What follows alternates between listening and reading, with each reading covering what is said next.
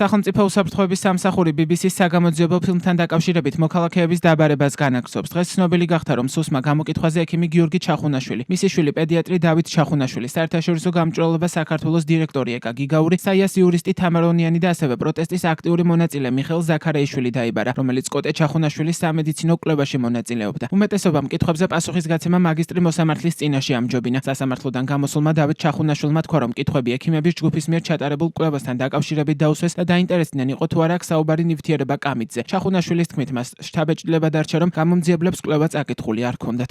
გამოძიების მხარეს ისევ ჰქონდა კითხვები თუ დასკვნა რა იყო, როდესაც მე უკვე ამაზე პასუხი გავეცი. ანუ როგორც ჩანს, ვერ მიხვდა ზუსტად, ასე ვთქვათ, კვლევის მეთოდოლოგიებში, ასე ვთქვათ, კარგად არ იყო გარკვეული, დასკვნაშიც ალბათ კარგად არ იყო გარკვეული და მე დამჩა შთაბეჭდილება, რომ წაკითხული არ ჰქონდათ კვლევა. BBC-ს გამოძიების მიხედვით, რომელიც 1 დეკემბერს გამოქვეყნდა ქართულმა ოცნებამ 2024 წელს აქციების დასაშლელად წყალში სავარაუდოდ პირველი მსოფლიო ომის დროინდელი მომწამვლელი ქიმიური ნივთიერება გაურია, რომელსაც კამიტს უწოდებენ. BBC-ს გამოძიებაში ასევე საუბარია ქართველი ექიმების კვლევაზე, რომლებმაც მოქალაქეებზე დარბევისას გამოყენებული საშუალებების ეფექტი შეისწავლეს. კვლევა რეცენზირებულია, ის სხვა მეცნიერების მიერ არის გადამოწმებული და გამოქვეყნებულია სამედიცინო სამეცნიერო ჟურნალში სახელწოდებით ტოქსიკოლოგიური მოხსენებები. თუ რა ნივთიერება გამოიყენა შინაგან საქმეთა სამინისტრომ წყლის ჭავლში გასაზავებლად, ეს საკითხი კვლევის საგანი არ ყოფილა. ნივთიერება, რომ დიდი ალბათობით ქიმიური იარაღი კამიტი იყო, ამ დასკვნამდე BBC-ს სხვა მასალებზე დაყრდნობით მივიდა. კვლევის თანაავტორები კოტე ჩახუნაშვილი, მისი ძმა დავით ჩახუნაშვილი, მამა გიორგი ჩახუნაშვილი, დედა ნინო ჯობავა და კიდევ ერთი ექიმი გელა ღუნაშვილი არიან. ნინო ჯობავას გარდა ჯერჯერობით სუში ყველა მათგანი დაიბარეს. რასაც ამ დღეებში ვიძახი, იმას ვიტყვი ეხლა. ახალს ვერაფერს ვერ ვიტყვი. განცვიფრებული ვარ, გაკვირვებული ვარ და ისიც არ ვიცი რა ვთქვა. რომ სამეცნიერო შრომის დაბეჭდვისთვის ასეთ კომპეტენტურ ჟურნალში, რეიტინგულ ჟურნალში, ციტირებულ ჟურნალში, რომ ავტორები დაიბარონ და შეეკითხონ კითხვები რომ დაესვენ.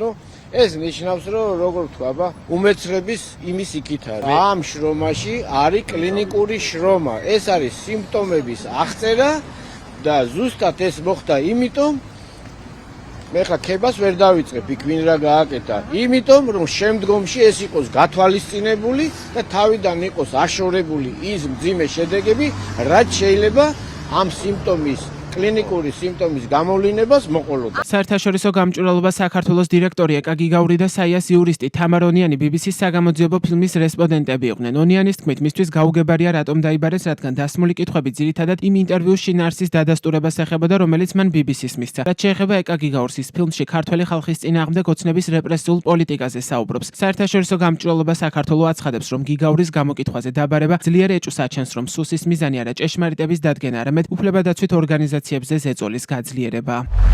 ნაცვლად იმისა, რომ სახელმწიფომ გასცეს დამაჯერებელი პასუხი თუ რა ქიმიური საშუალებების გამოყენებით ხდებოდა 2024 წლის ნოემბერ-დეკემბრის მშვიდობიანი აქციების დარბევა სუსი გამოკითხვაზე იბარებს იმ ადამიანებს და ორგანიზაციებს, რომლებიც ადამიანის უფლებებს იცავენ. აქვე უნდა ითქვას ისიც, რომ საგამოძიებო ორგანოებს ერთი წელი ჰქონდათ იმისთვის, რომ ადამიანების წამებასა და არაადამიანურ მოპყრობაში ჩართული პირები გამოეკვეთათ და პასუხისგებაში მიეცათ, თუმცა ამ დრომდე არც ერთი პოლიციელი დასჯილი არ არის. ამის პარალელურად ვხედავთ, რომ პირბადეების, საწვიმრების და სხვა მსგავსი დამცავი საშუალებების შეძენის გამო ქართული სამოქალაქო ორგანიზაციებისა და სოლიდარობის ფონდების წარმომადგენლები გამოძიების ქვეშ არიან.